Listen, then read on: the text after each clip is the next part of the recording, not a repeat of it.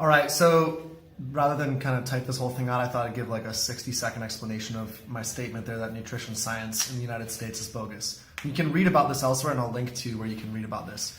But basically, nutrition science in the United States can be manipulated to prove any point that anybody wants to prove because it's an observational science, not an experimental science. And what that means is because nutritional studies take long periods of time, 5, 10, 20 years, people don't contract a disease overnight. It's not like they can just inject a disease.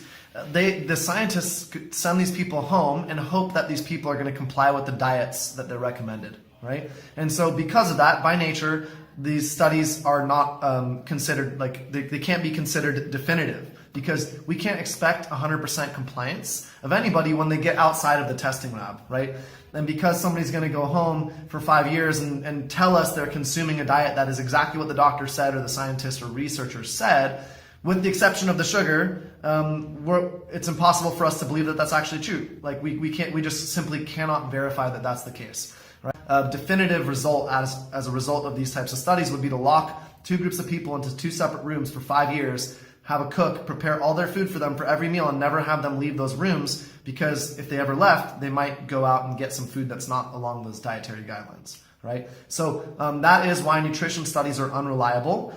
Yeah, thank you for watching.